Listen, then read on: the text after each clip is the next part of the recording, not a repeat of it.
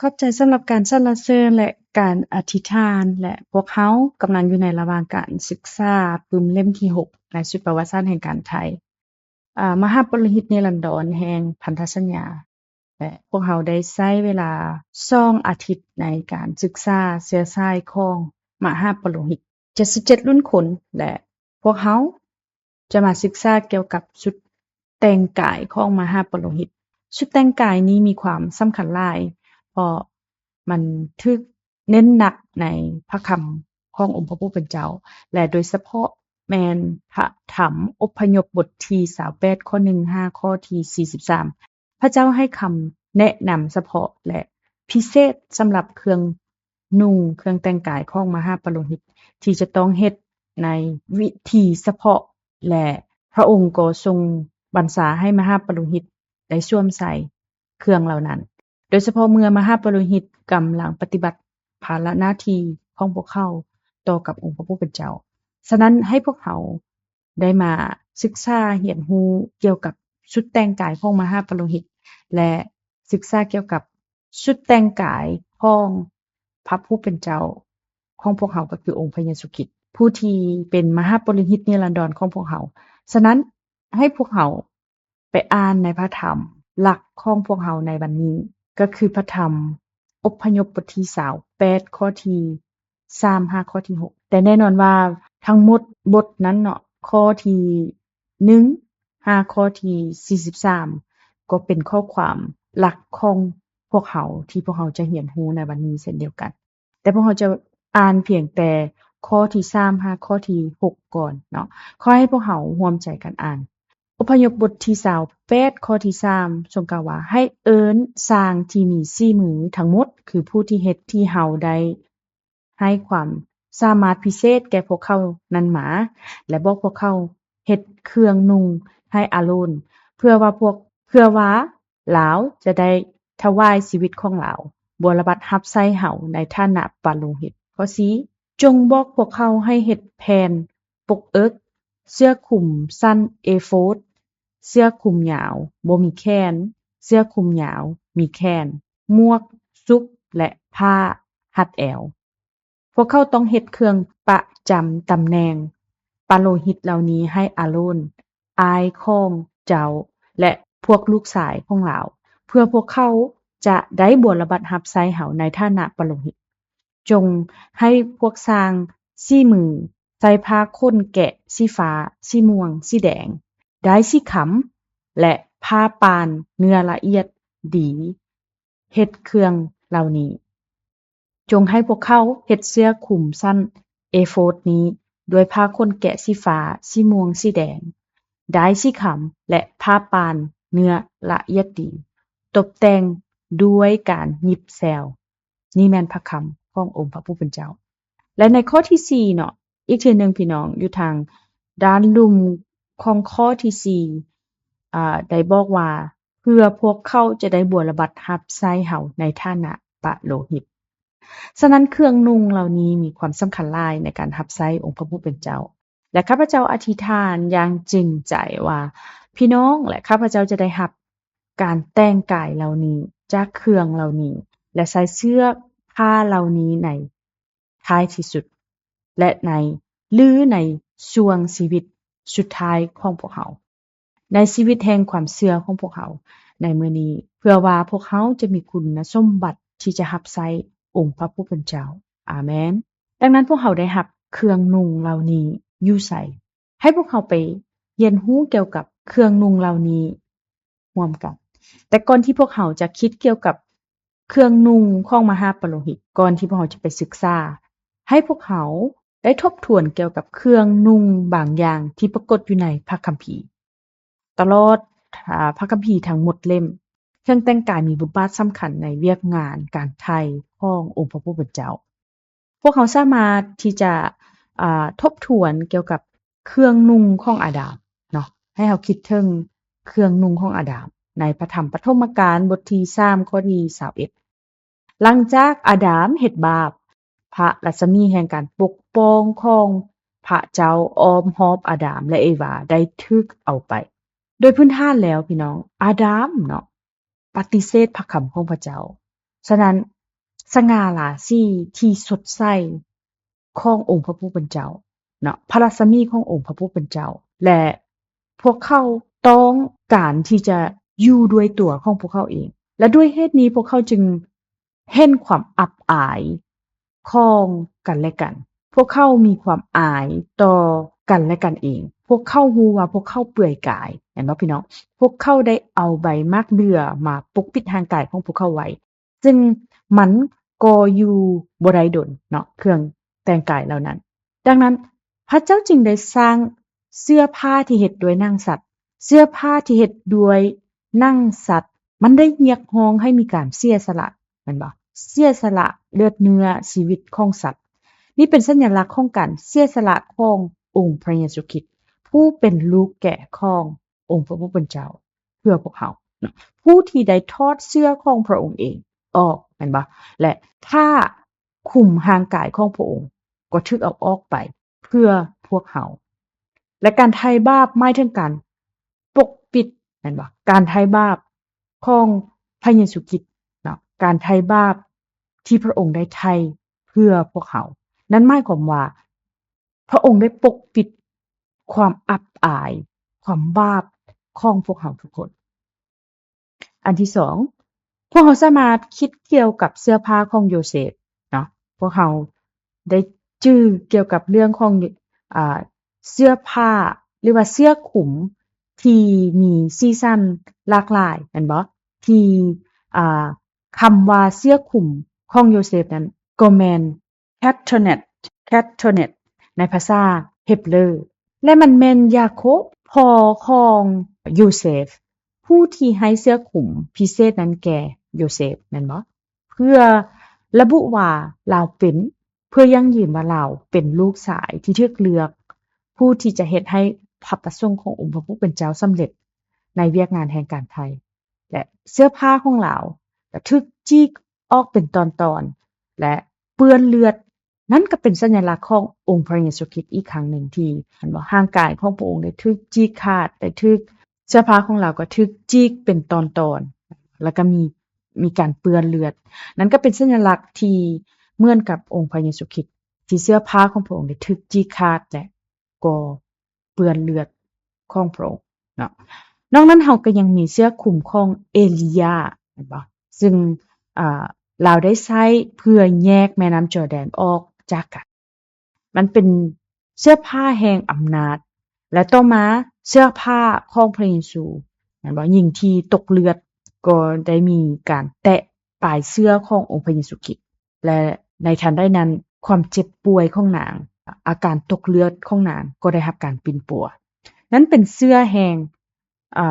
ฤทธิ์อำนาจและการปิ่นปัวการเยียวยารักษาของพระผู้เป็นเจ้าขององค์พระเยซูคริสต์นี้แม่นสิ่งที่ข้าพเจ้าก็กล่าวถึงเนาะอยู่ในพระธรรม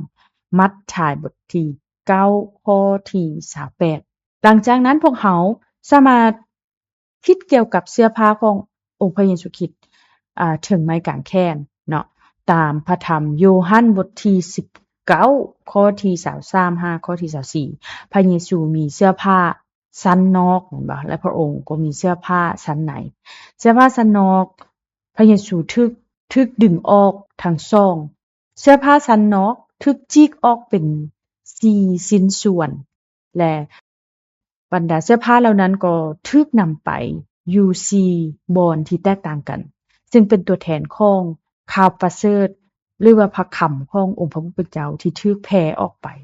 ทั่วทั้ง4ทิศทางเพื่อปกคลุมโลกหน่วยนี้แต่หลังจากนั้นมีเสื้อผ้าชิ้นเดียวซึ่งแม่นเสื้อผ้าที่เป็นเสื้อคลุมภายในและที่เว้าถึงแกนแท้ของพระคำขององค์พระผู้เป็นเจ้าที่ยังคงเป็นอันเดียวและเมื่อแม่น้ำไหลมาแม่น้ำหนึ่งอยู่ในสวนเอเดนมันไหลออกและไหลลงสู่แม่น้ำซีทรายที่แตกต่างกันพระคำขององค์พระเยซูคริสต์แกนแท้ของพระคำของพระผู้เป็นเจ้าได้ไหลออกเป็น4ทิศทางที่แตกต่างกันเนาะนั่นคือสิ่งที่พวกเราสามารถเข้าใจได้โอเคบ่แต่ดังนั้นเมื่อเสื้อผ้าเป็นตัวแทนของอำนาจ เวียกงานการปิ้นปัวของพระเยซูคริสต์เสื้อผ้าเหล่านี้เป็นตัวแทนของข่าวประเสริฐพระกิตติคุณเนาะและพระคำที่ปกคลุมในโลกนี้และหลังจากนั้นในการเปิดเผยพวกเขาเห็นผ้าลินินที่งามที่ใส่โดยไข่ผลของพระผู้เป็นเจ้าและเหล่านี้เป็นเสื้อผ้าที่พี่น้องและข้าพเจ้าต้องซอกหาและสวมใส่มันทางจิตวิญญาณและเสื้อผ้าของมหาปโลหิตได้รับการแนะนำในการออกแบบและมีจุดประสงค์ขององค์พระผู้เป็นเจ้ามันบ่ได้ถูกสร้างขึ้นตามความคิดของมนุษย์พี่น้องการออกแบบของมนุษย์หรือตามสิ่งที่พวกเขาคิดว่านุ่งแล้วจะงามจะหล่อจะดูดีและเครื่องเสื้อผ้าเหล่านี้ก็เป็นตัวแทนโดยเฉพาะผ้าลินินที่ละเอียดตามในพระธรรมพระนิมิตบทที่19ข้อที่8แม่นการกระทำของไพพลผู้บริสุทธิ์ฉะนั้นการใส่เครื่องแต่งกายเหล่านี้ในความหมายของพระคัมภีร์มันหมายถึงการใส่เครื่องแต่งกายของปโลหิตมันหมายความว่าค่อยกำลังเฮ็ดหน้าที่ของปโลหิตเนาะนั่นคือความหมายของการสวมใส่เครื่องแต่งกายตามที่องค์พระผู้เป็นเจ้าได้กล่าวเนาะฉะนั้นพวกเขาจะใส่เครื่องนุ่งห่มเหล่านี้ได้แนวใดด้วยชีวิตของพวกเขาที่กำลัง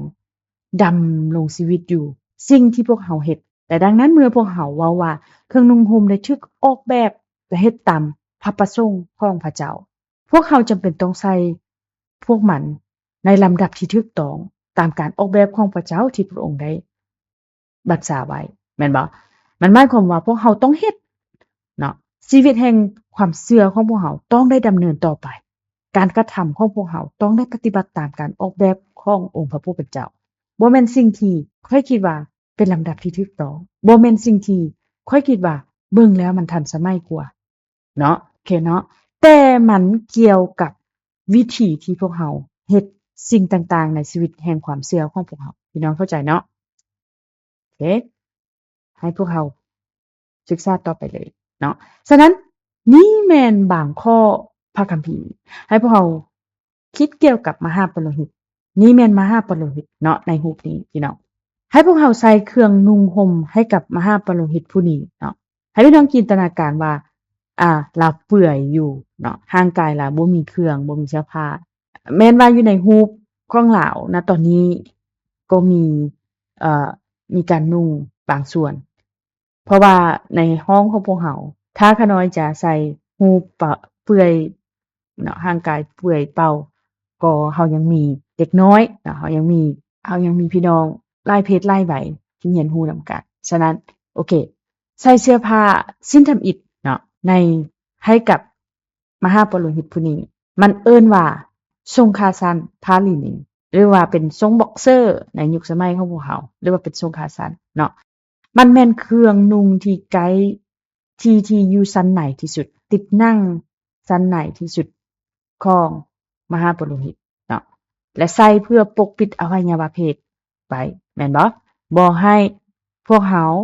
คิดเกี่ยวกับสิ้นส่วนเสื้อผ้าทางกายภาพเท่านั้นเนาะพี่น้องเนาะจุดประสงค์ของการนุ่งเครื่องเหล่านี้แต่ให้พวกเขาคิดเกี่ยวกับวิธีการทางด้านจิตวิญญาณด้วยเช่นเดียวกันในเมื่อเวลามีการสวมใส่เสื้อผ้าเหล่านี้เข้าไปเนาะมหาปโลหิตของกษัตริย์แม่นบ่พี่น้องอิงตามพระธรรม1เปโตรบท2ข้อ9เพื่อว่าพวกเขาจะสามารถและมีความพร้อมที่จะรับใช้พระเจ้าพวกเขาต้องเฮ็ดหยังเพื่อรับใช้พระเจ้าพี่น้องก่อนอื่นหมดในฐานะที่พวกเขาเหล่านี้เป็นมหาปโลหิตของกษัตริย์แม่นบ่ก่อนอื่นหมดพวกเขาต้องได้ใส่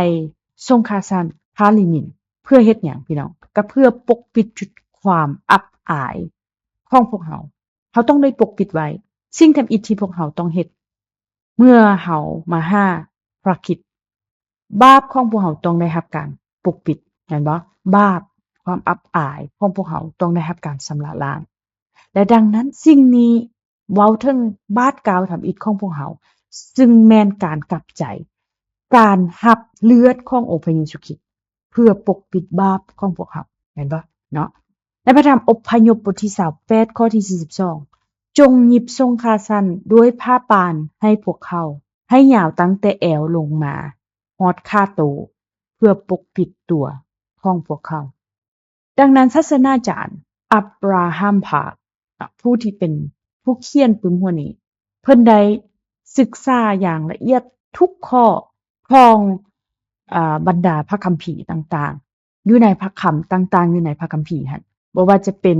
พระธรรมระเบียบเลวีพระธรรมจดเสร็จบัญชีพระธรรมอพยพเพิ่นได้ศึกษาลงลึกแท้ๆเพื่อให้แน่ใจว่ารูปแต้มเหล่านี้ที่ข้าพเจ้าได้แสดงให้พี่น้องเห็นมันถูกต้องตามถ้อยคำที่มีเขียนไว้ในพระคัมภีร์แบบละเอียดเนาะอาดัมและเอวารู้สึกละอายใจแม่นบ่พี่น้องและพวกเขาพบว่าตนเองเปื่อยกายหลังจากได้เฮ็ดบาปพระเยซูถูกทอดเสื้อผ้าเพื่อปกปิดความอับอายของพวกเขาแม่นบ่รูปแต้มถึงไม้กางแขนเนาะพี่น้องจินตนาการได้เนาะพระองค์ยังมีเสื้อผ้าบางชนิดอยู่ถึงตัวของพระองค์แม่นบ่แต่ในพระคัมภีร์เนาะในพระคัมภีร์แท้จริงแล้วบอกพวกเขาว่าพระองค์เปลือยกายหมดเนาะพระองค์เปลือยกายบ่มีหยังหุ้มพระกายของพระองค์เลยเนาะอยู่ถึงไม้กางแขนนั้นพระองค์ได้รับความอับอายของพวกเขาเพื่อปกปิดความอับอายที่เป็นความบาปของพวกเขาซึ่งอ้างอิงในพระธรรมเอเสเคียลบทที่23ข้อที่18นะพี่น้องเนาะแล้วหลังจากทรงเนาะค่าสั้นผ้าลินินก็แม่นเสื้อคลุมแม่นบ่พี่น้องและนี่แม่นภาษาเฮบรูเนาะภาษาเฮบรูเสื้อคลุมในภาษาเฮบรูแม่น Catonic และมีทรงขาสั้นเนาะและเสื้อคลุมก็ทั้งสองอย่างนี้ก็เฮ็ดด้วยผ้าลินินเนื้อละเอียดผ้าลินินละเอียดเป็นตัวแทนของความบริสุทธิ์พี่น้องและดังนั้นถึงแม้นว่าพวกเขาจะอับอายพวกเขาจะเปื้อนด้วยความผิดบาปของพวกเขาผ่านการกลับใจของพวกเขาเมื่อพวกเขามาหาองค์พระเยซูคริสต์พระองค์จะเฮ็ดให้พวกเขาสะอาดข้าวสะอาดและพระองค์จะปกปิดความอับอายของพวกเขาด้วยความบริสุทธิ์ของพระองค์เอเมนบ่เนาะบ่เพียงแต่ทรงค่าสั้นเท่านั้นแต่ตอนนี้ทั่วร่างกายของพวกเขาพระองค์ก็ปกปิดความอับอายเหล่านั้นผ้าลินินละเอียดนี้แสดงถึงการกระทำที่ชอบธรรมของไผผลพี่น้องและพี่น้องและก็ข้าพเจ้าพวกเขาควรรู้แต่ในกรณีที่พวกเขาบ่รู้พระคัมภีร์บอกพวกเขาว่าพวกเขาในฐานะเป็นมนุษย์บ่สามารถบริสุทธิ์และชอบธรรมได้ด้วยตัวของพวกเขาเองเห็นบ่แต่พวกเขาสามารถบริสุทธิ์ได้และชอบธรรมได้เพียงแต่ผ่านทางพระโลหิตขององค์พระเยซูคริสต์เจ้าเท่านั้นเพียงแต่พระคุณของพระองค์เจ้าและการให้อภัยการยกโทษความผิดบาปขององค์พระเยซูคริสต์พวกเขาก็สามารถกลายเป็นคนที่บริสุทธิ์และชอบธรรมได้นะพี่น้องแต่ถ้าว่าพวกเขาหากอยู่ห่างจากพระโลหิตขององค์พระเยซูคริสต์เพียงแต่มือเดียวหรือเพียงแต่ครึ่งมือหรือเพียงแต่ชั่วโมงเดียวหรือเพียงแต่1นาทีพวกเขาก็จะกลายเป็นคนที่เปื้อนด้วยความผิดบาปเปื้อนเปอะด้วยความบาปทันทีทันใดดังนั้นพวกเขาจำเป็นจะต้องได้มีไม้กางแขนพวกเขาจะต้องได้มาที่ไม้กางแขนมาที่พระโลหิตขององค์พระเยซูคริสต์เพื่อพวกเขาจะถูกชำระล้างอยู่ตลอดเวลาและสม่ำเสมออย่างต่อเนื่องมีหลายคนเนาะหมู่เพื่อนของพวกเขาเคยเว้าว่าเป็นหยังพวกเขาจะต้องได้อาบน้ำนะพี่น้องเป็นหยังพวกเขาจะต้องได้อาบน้ำตอนกลางคืนหรือตอนใดก็ตามโดยเฉพาะตอนกลางคืนเมื่อพวกเขากลับจากภารกิจของพวกเขากลับบ้าน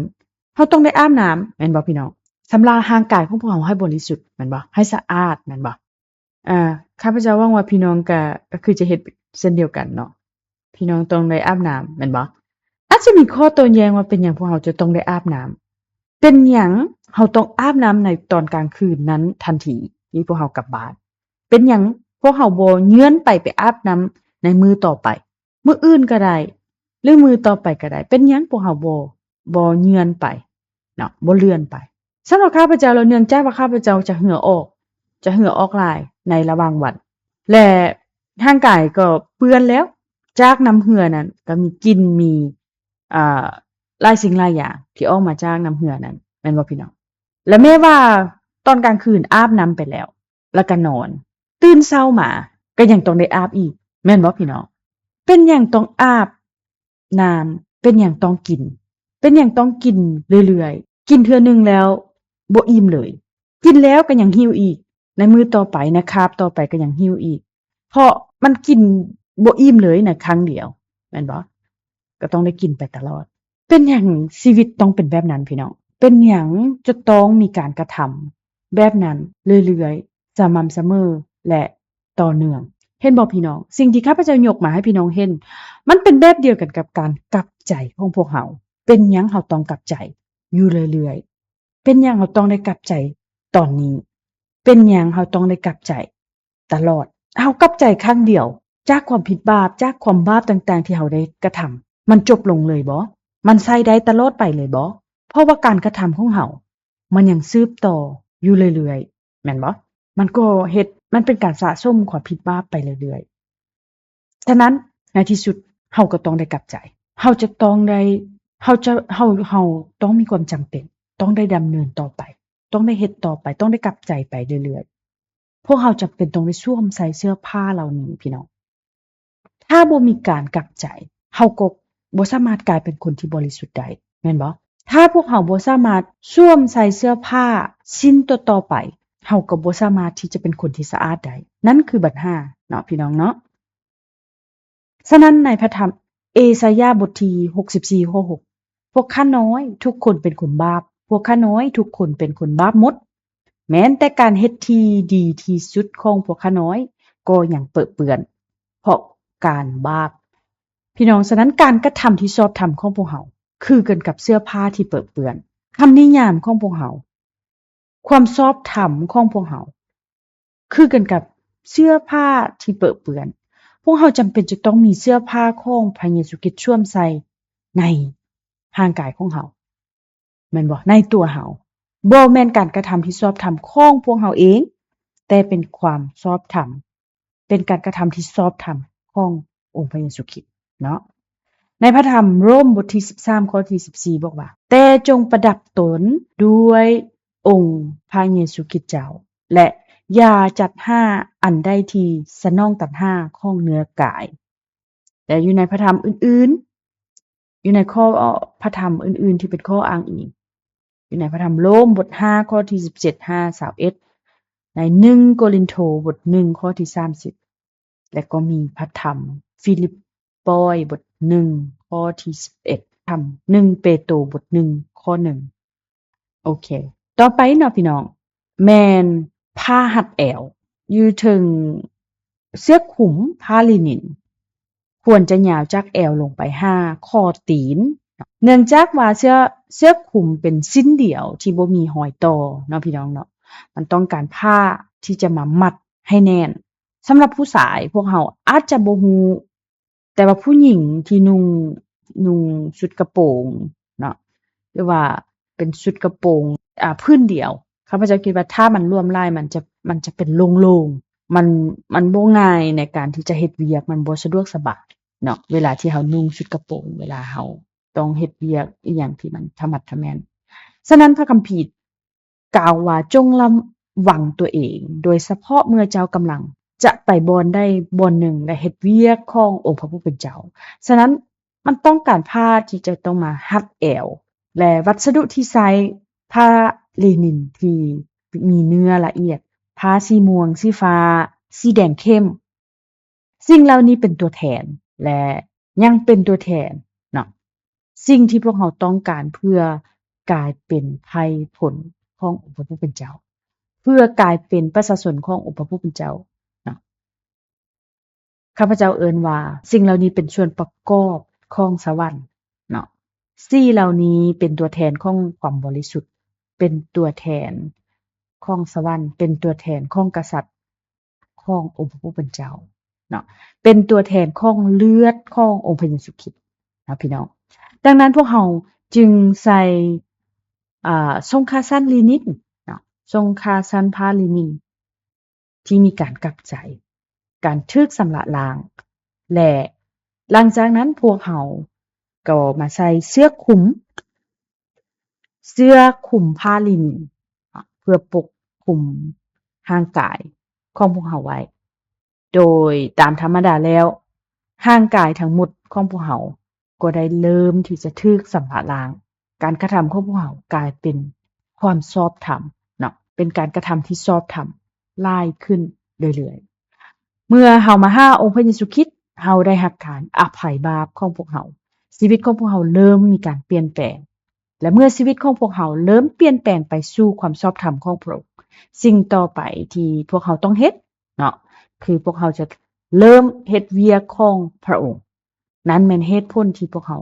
ต้องมีผ้ามารัดแอวเฮาใส่ผ้ารัดแอวเฮามัดแอวไว้เฮาใส่สิ่งอื่นๆที่พวกเราต้องการ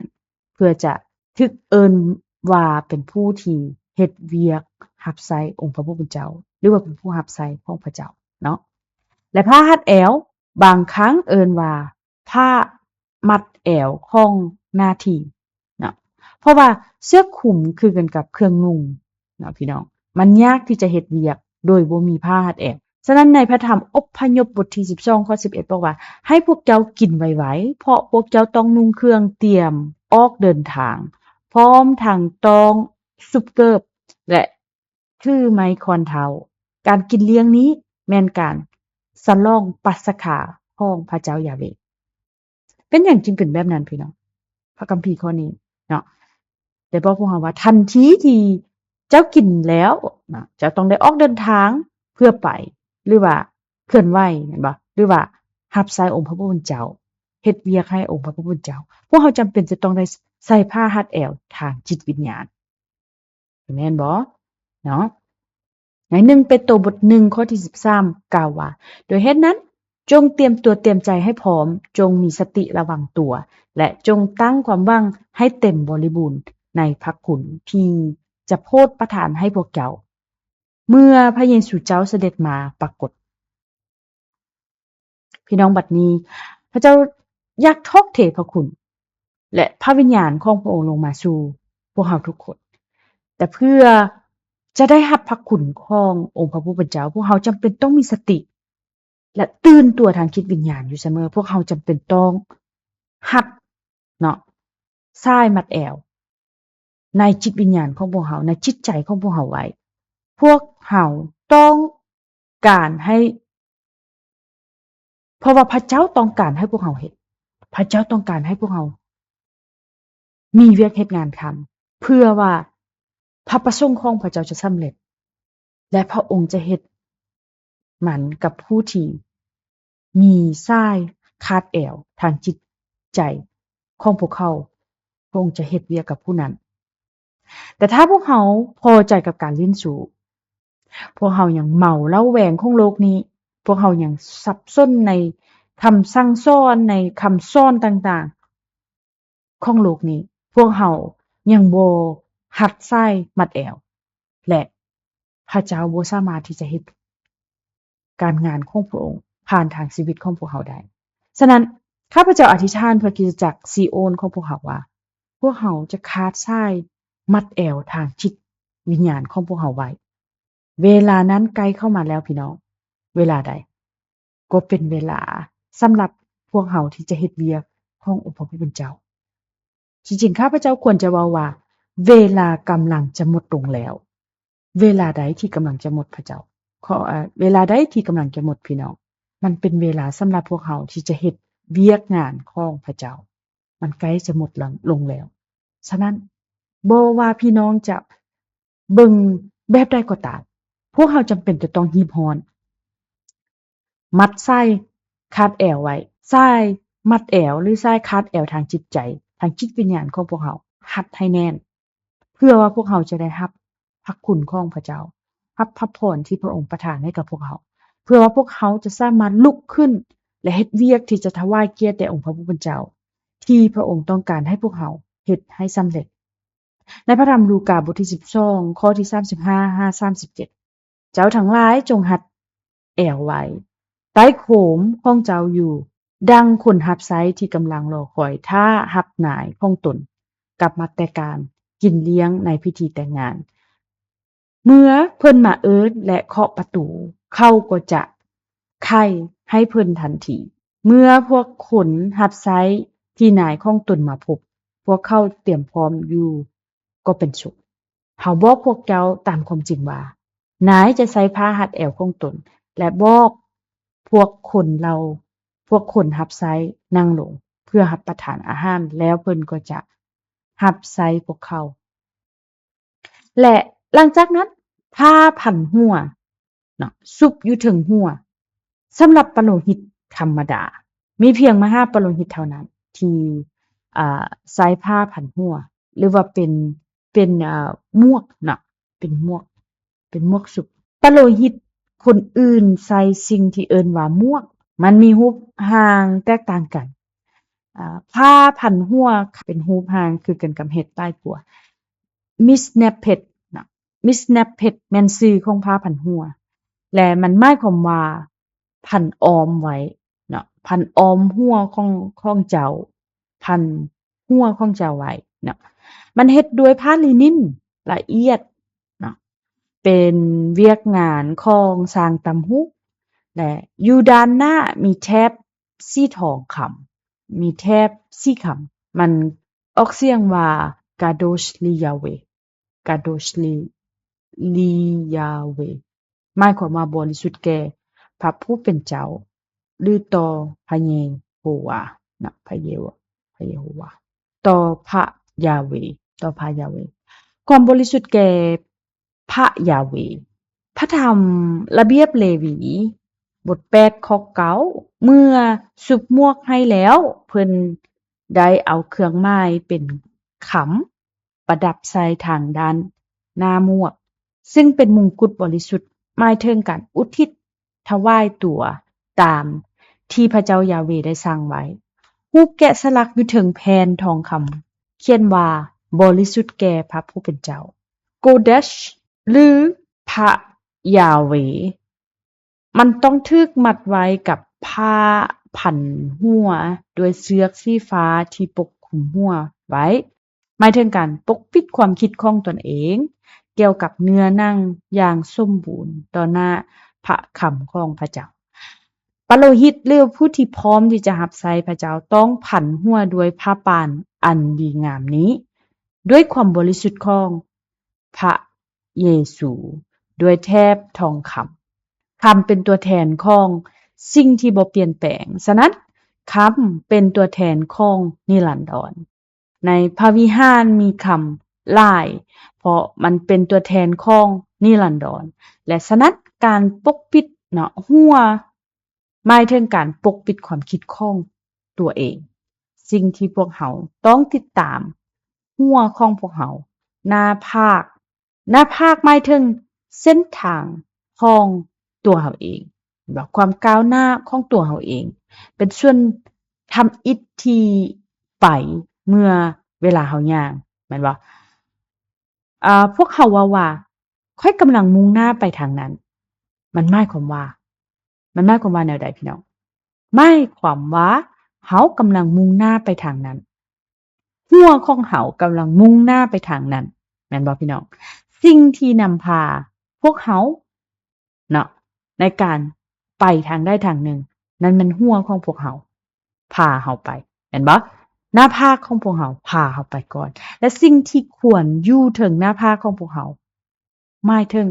จุดประสงค์หมายถึงเป้าหมายทิศทางแล้วก็จุดจบของการย่างของพวกเขาเห็นบ่ชีวิตของพวกเขามันต้องศักดิ์สิทธิ์ต่อหน้าองค์พระผู้เป็นเจ้าความบริสุทธิ์ต่อหน้าพระผู้เป็นเจ้าแม่นจุดประสงค์ของพวกเขาแม่นเป้าหมายของพวกเขาแม่นทิศทางของพวกเขาแม่นบ่พี่น้องเห็นขั้นตอนเนาะพี่น้องเห็นขั้นตอนแล้วเนาะพวกเราสามารถทบทวนคืนได้เนาะให้เราทบทวนคืนอันทำอิฐผ้าลินินเห็นบ่ผ้าลินินแม่นชิ้นส่วนทำอิฐแม่นอันทำอิฐที่พวกเรามีนั่นคือการกลับใจอันที่2แม่นหยังมันเสื้อคลุมแม่นบ่พี่น้องเสื้อคลุมหมายถึงการกระทำที่ชอบธรรมขององค์พระผู้เป็นเจ้าแม่นบ่และหลังจากนั้นสายแอวแม่นบ่สายมัดแอวมันหมายถึงความพร้อมที่จะเฮ็ดเวียกงานรับใช้องค์พระผู้เป็นเจ้าแม่นบ่ นั่นแหละต่อมาเมื่อพวกเรากำลังเฮ็ดเวียกองค์พระผู้เป็นเจ้าตามวิธีของไผพี่น้องตามวิธีของตัวเฮาเองบ่แม่นเนาะเฮาได้เฮ็ดตามวิถีขององค์พระผู้เป็นเจ้าแม่นบ่เนาะเพื่อจุดประสงค์ของเพื่อจุดประสงค์ที่บริสุทธิ์ต่อหน้าองค์พระผู้เป็นเจ้าเนาะการเฮ็ดเวียกเพื่อรับใช้พระผู้เป็นเจ้าฉะนั้นหลังจากสิ้นส่วนเหล่านั้นแล้วเฮายังมีเสื้อคลุมเนาะเนื้อเสื้อคลุมมาแม่นบ่จะมีเสื้อคลุมต่อมาเป็นสีฟ้าแม่นบ่เป็นเสื้อคลุมนอกสีฟ้าเมื่อพี่น้องเห็นสีฟ้าอยู่ในที่นี้เนาะอยู่ในรูปตัวนี้พี่น้องสามารถคิดว่านั้นคือสวรรค์นั้นคือสวรรค์สีฟ้าเป็นตัวแทนของฟ้าของท้องฟ้าแม่นสีของท้องฟ้าแม่นบ่สีฟ้าพี่น้อง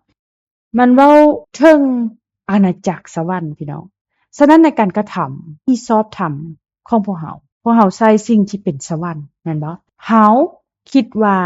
มันจะเจริญรุ่งเรืองตั้งแต่ช่วงเวลานี้มันจะเจริญรุ่งเรืองหลายถ้าพวกเราสามารถที่จะได้นุ่งเนาะเสื้อผ้าเหล่านี้ในชีวิตของพวกเราเนาะแม่นบ่พี่น้องเสื้อคลุมแห่งสิทธิในการกระทำที่ชอบทำแม่นความเข้าใจทางจิตวิญญาณทางจิตวิญญาณในฟ้าสวรรค์การกระทำทางจิตวิญญาณหรือว่าเป็นชีวิตเนาะมันยาวเหมือนบ่พี่น้องเสื้ออันนี้สีฟ้านี่เป็นเสื้อคลุมและมันจะยาวกว่าเสื้อคลุมที่เป็นเสื้อเอโฟดน้อยนึงเนาะพวกเราจะเว้าเกี่ยวกับเสื้อคลุมตัวสั้นเอโฟดหั่นตามหลังเนาะสำหรับเสื้อคลุมยาวตัวนี้มันเป็นพื้นเดียวเนาะมันเป็นสิ้นเดียวเลยพี่น้องบ่มีหอยต่อเนาะเป็นสีฟ้ามันเว้าถึงฤทธิ์อำนาจสิทธิ์อำนาจของมหาปโลหิตเนาะสีฟ้ายังเป็นตัวแทนของชีวิตแม่นบ่พี่น้องแล้วก็มีความมีชีวิตชีวาเห็นบ่เวลาพวกเราเบิ่งสีฟ้ามันก็มีชีวิตชีวาฉะนั้นข้าพเจ้าอธิษฐานอย่างจริงใจว่าในการกระทำที่ชอบธรรมของพวกเราซึ่งพระเยซูประทานให้พระองค์จะนุ่งเสื้อคลุมของพวกเราเนาะพระองค์จะนุ่งเสื้อคลุมพวกเราหรือว่าพระองค์จะปกคลุมพวกเราด้วยความมีชีวิตชีวาและชีวิตในฟ้าสวรรค์และความเข้าใจเกี่ยวกับชีวิตทางจิตวิญญาณเนาะอยู่ในครอบครองชุดนี้มันจะห้อยด้วยมักพิลาที่มีสีที่หลากหลายสีฟ้าสีม่วงสีแดงเข้มเนาะพี่น้องเห็นอยู่ในรูปเนาะอยู่ในครอบด้านลุ่มฉะนั้นมักพิลาเป็นตัวแทนของความเจริญรุ่งเรืองในพระคัมภีร์เนาะในการเฮ็ดเวียกงานขององค์พระผู้เป็นเจ้ามากมายแห่งความเจริญรุ่งเรืองเรื่องเนาะมันได้มีการห้อยเข้าไปสลับกันกับมากกระดิ่งคำดังนั้นในคำว่ามากกระดิ่งคำเหล่านี้เมื่อบาทยางของมหาปโลหิตย่างไปในการรับใช้องค์พระผู้เป็นเจ้าในพระวิหารของพระเจ้าดังขึ้นเนาะผู้คนจะได้ยินเสียงมากกระดิ่งดังกระลิ่งเฮ็ดให้บ่เพียงแต่พระผู้เป็นเจ้ามีความสุขเท่านั้นแม่นบ่พี่น้องแต่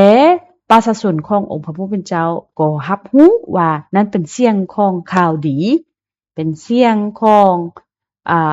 พระกิตติคุณเนาะเป็นเสียงของข่าวประเสริฐเป็นเสียงของมหาปโลหิตที่กำลังเฮ็ดภารกิจขององค์พระผู้เป็นเจ้าอยู่นั้นหมายความว่าความบาปของพวกเราความบาปของข้าพเจ้ากำลังถูกล้างออกไปเอเมนบ่เอเมนเนาะพวกเราได้ยินคำภาวนาอธิษฐานหลายขึ้นบางครั้งคำอ้อนวอนภาวนาอธิษฐานก็บ่แม่นข่าวดีบางคนเจ็บป่วยบางคนเป็นมะเร็ง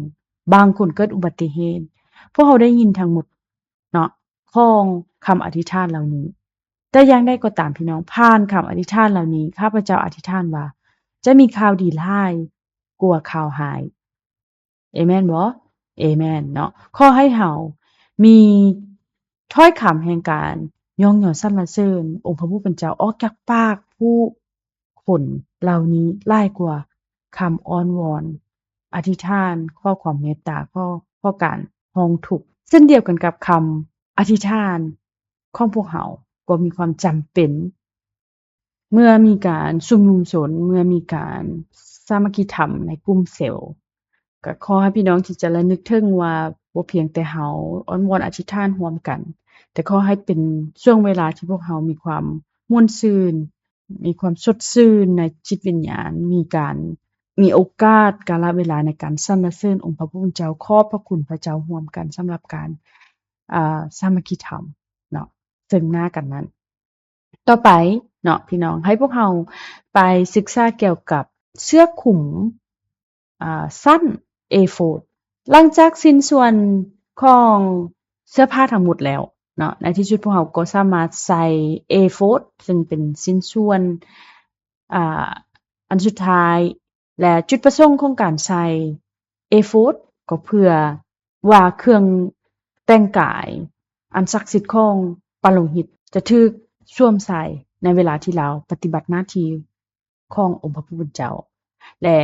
เสื้อตัวนี้เนาะเสื้อ A4 นี้เฮ็ดด้วยขำและมีสีฟ้าสีม่วงสีแดงเข้มและมีผ้าลินินละเอียดผ้าลินินละเอียดเฮ็ดเป็นเสื้อ A4 นั้นของมหาปโลหิตมีเพียงปโลหิตเท่านั้นที่สวมใส่และเมื่อมหาปโลหิตสวมใส่เสื้อ A4 มันหมายความว่าเรากลายเป็นปโลหิตขององค์พระผู้เป็นเจ้าเนาะคล้ายคือกันกับอยู่ในสหรัฐอเมริกาเดี๋ยวนี้เราอาศัยอยู่ในทำเนียบข้าวหมายความว่าเรากลายเป็นประธานาธิบดีแม่นบ่พี่น้องฉะนั้นทำเนียบข้าวเป็นตัวแทนของประธานาธิบดีเสื้อ A4 เป็นตัวแทนของฐานะปโลหิตเนาะเรากำลังปฏิบัติหน้าที่ของเราในฐานะมหาปโลหิตเมื่อเวลาเราสวมใส่เสื้อ A4 ถือว่าเสื้อ A4 เป็นชิ้นส่วนที่สำคัญเทียบเท่ากับหีบพันธสัญญาขององค์พระผู้เป็นเจ้าให้พี่น้องเบิ่งที่ใจกลางหรือว่าใจกลางของหอเต็นมันแม่นเสื้อคลุมสั้น A4 คือกันกับหีบพันธสัญญาและหลังจากนั้นอยู่ถึงสุดถ้าพี่น้องสามารถใจแยกความแตกต่างระหว่างรูปทั้งสองรูปนี้ได้พี่น้องจะเห็นมีจุดที่ภาพมันมีการปลอมแปลงแม่นบ่นั้นแม่นแทบของไส้แอวแม่นบ่พี่น้องของมันมีไส้หัดแอวของชุด A4 อีกครั้งหนึ่งเนาะพี่น้องเช่นเดียวกันกับสัดไส้แอวที่หัดทางไหนเพื่อปฏิบัติหน้าที่ขององค์พระผู้เป็นเจ้าเพื่อปฏิบัติเวียกงานขององค์พระผู้เป็นเจ้าแทบที่ทึกทักถออย่างสำนิสำนานเพื่อเฮ็ดให้กลายเป็นไส้แอว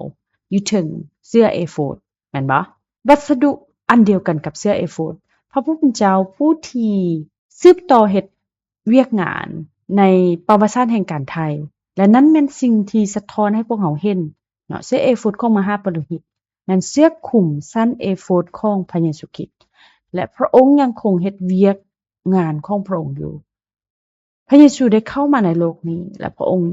ได้กล่าวกับทุกคนว่าพระบิดาของเรากำลังเฮ็ดเวียกเพื่อไถ่บาปให้กับผู้คน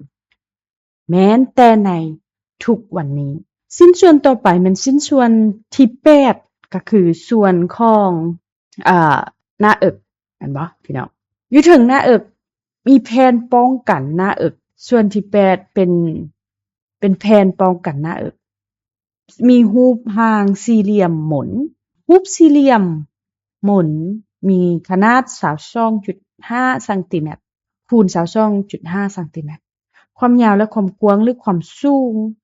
แม่นเท่ากันมันหมายถึงความยุติธรรมและการพิพากษาพระเจ้ามีความยุติธรรมและมันมีหินอยู่12ก้อนเพื่อเป็นตัวแทนของ12เผ่าและทั้ง12เผ่าเป็นตัวแทนของประชาชนขององค์พระผู้เป็นเจ้าอยู่ในหัวใจของพระเจ้าอยู่ด้านในของพระเจ้ามีอยู่ด้านในของเสื้อมีธงน้อยๆและมีหินของแต่ละเผ่าอยู่ข้างในและหินสำหรับมนุษย์มีสีขาวและสีด หินเหล่านี้เป็นตัวแทนของพระประสงค์ขององค์พระผู้เป็นเจ้าและมันถูกนำใช้เพื่อรับรู้พระประสงค์ของพระเจ้าในบรรหาที่สำคัญและช่วงเวลาต่างๆให้พี่น้องเบิ่งอยู่ในพระธรรมพระนิมิตบทที่19ข้อที่11 5ข้อที่16ทรงกล่าวว่าแล้วข้าพเจ้าก็ได้เห็นสวรรค์ไทยออกดังนี้มีม้าข้าวตัวหนึ่งพระองค์ผู้ประทับถึงลั่งมานั้นทรงพระนามว่าสัตย์ซื่อและเที่ยงธรรมและเที่ยงแท้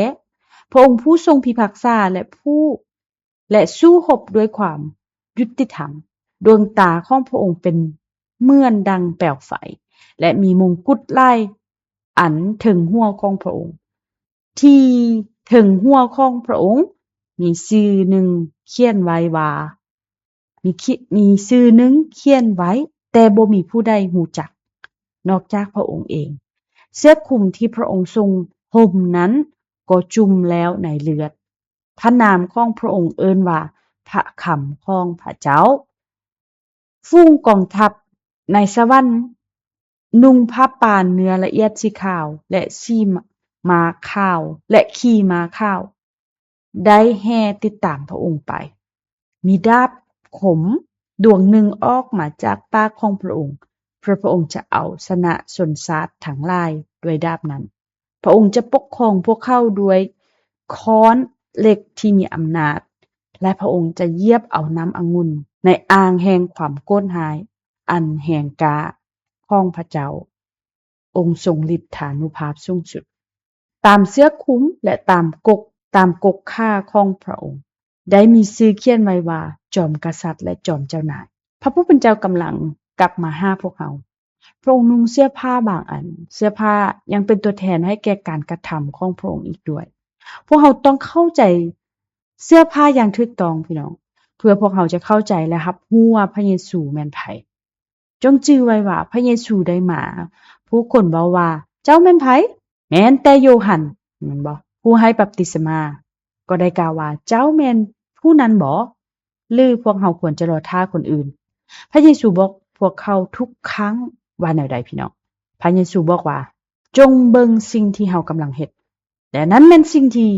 พระคัมภีร์เดิมได้ทำนายไว้เนาะเพื่อเฮ็ดให้คนพิการอย่างใดเฮ็ดให้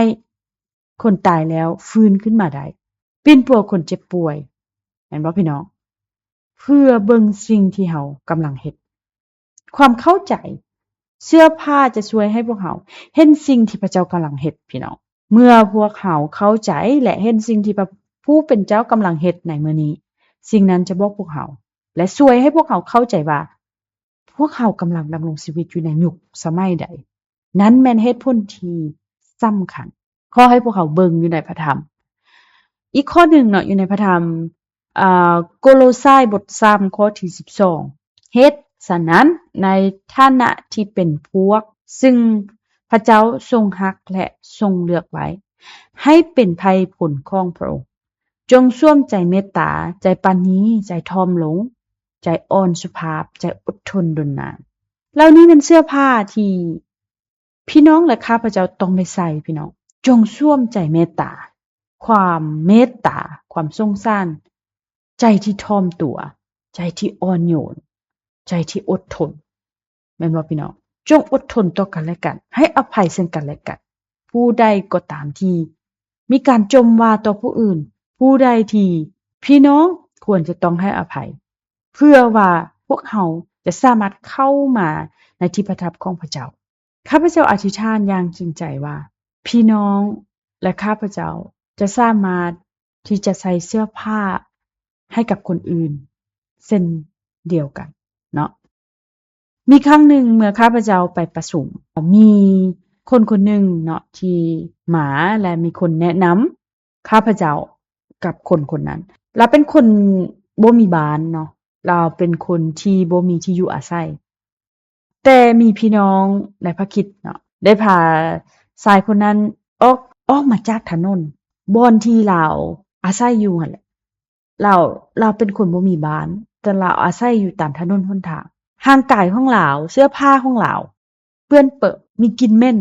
และทำอิฐที่พวกเขาเจ้าพบเราเขาเจ้าได้พาเราออกมาจากจุดนั้น ซักเครื่องให้เราแล้วก็ใส่เสื้อผ้าอันใหม่ให้เราทำความสะอาดตัวเราให้เรามีกลิ่นหอมขึ้นให้เราสะอาดอาบน้ำให้เราบ่มีเสื้อผ้าใหม่พวกเราก็ได้มีการเอาเสื้อใหม่ให้เรานุ่งซักเสื้อเก่าของเราแล้วก็ใส่เสื้อผ้าใหม่ให้กับเราเดี๋ยวนี้เรากำลังเป็นคนใหม่แล้วกำลังฝึกอบรมที่จะกลายเป็นผู้รับใช้องค์พระผู้เป็นเจ้าพี่น้องบางครั้งเมื่อพวกเราเห็นความอับอายของคนอื่น